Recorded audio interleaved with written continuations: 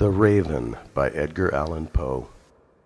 Once upon a midnight dreary, while I pondered weak and weary over many a quaint and curious volume of forgotten lore, while I nodded, nearly napping, suddenly there came a tapping, as of someone gently rapping at my chamber door.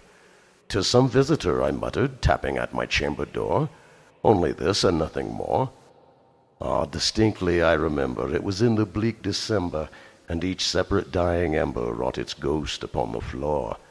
Eagerly I wished the morrow, vainly I had sought to borrow from my books surcease of sorrow, sorrow for the lost Lenore, for the rare and radiant maiden whom the angels named Lenore, nameless here forevermore.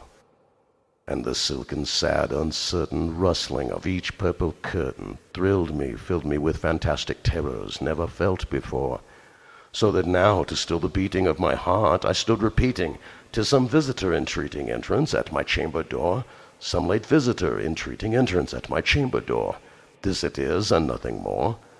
Presently my soul grew stronger, hesitating then no longer. "Sir," said I, "or madam, truly your forgiveness I implore. But the fact is I was napping, and so gently you came rapping, and so faintly you came tapping at my chamber door, that I scarce was sure I heard you." Here I opened wide the door. Darkness there, and nothing more. Deep into that darkness peering, long I stood there, wondering, fearing, doubting, dreaming dreams no mortal ever dared to dream before. But the silence was unbroken, and the darkness gave no token, and the only word there spoken was the whispered word, "Lenore." This I whispered, and an echo murmured back the word, "Lenore." Merely this, and nothing more.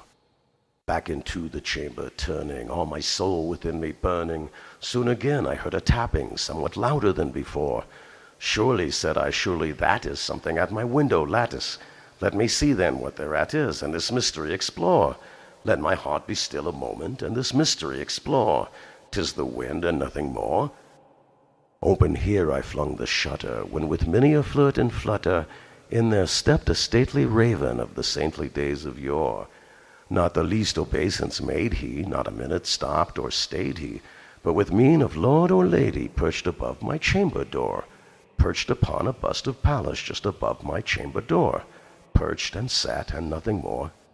Then this ebony bird beguiling my sad fancy into smiling, by the grave and stern decorum of the countenance it wore, "Though thy crest be shorn and shaven, thou," I said, "art sure no craven, ghastly grim and ancient raven, wandering from the nightly shore.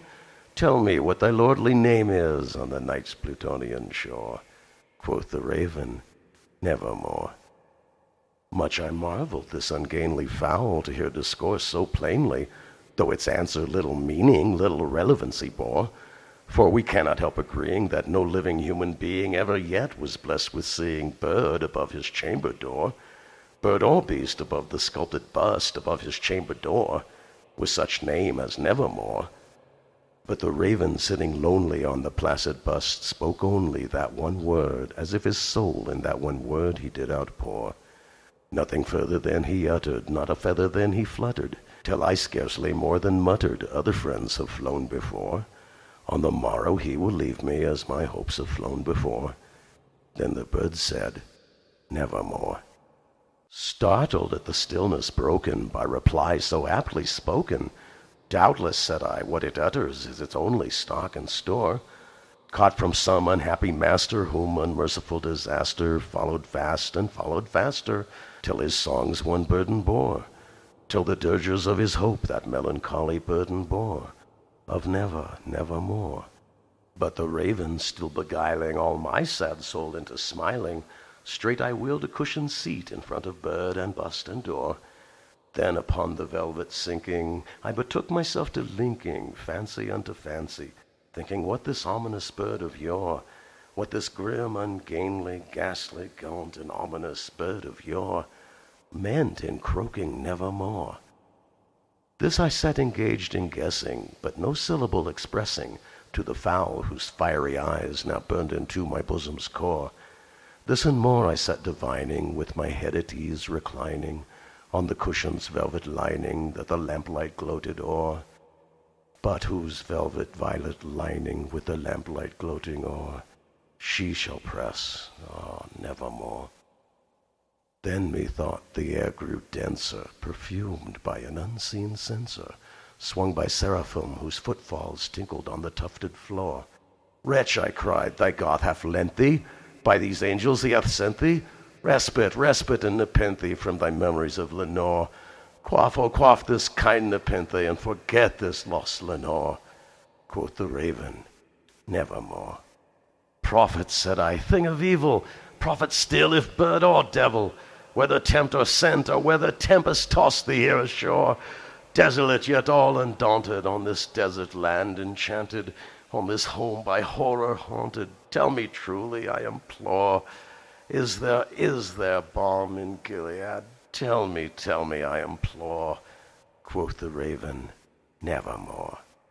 Prophet, said I, thing of evil, prophet still, if bird or devil, by that heaven that bends above us, by that God we both adore, tell this soul with sorrow laden, if within the distant Aidenn it shall clasp a sainted maiden, whom the angels named Lenore, clasp a rare and radiant maiden, whom the angels named Lenore. Quoth the raven, nevermore.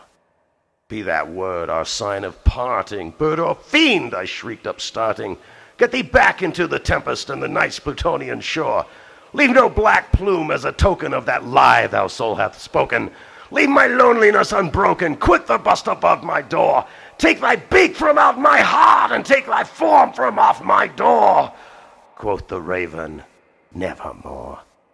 And the raven, never flitting, still is sitting on the pallid bust of Pallas just above my chamber door. And his eyes have all the theming of a demon's that is dreaming, and the lamplight o'er him streaming throws his shadow on the floor. And my soul from out that shadow that lies floating on the floor shall be lifted nevermore.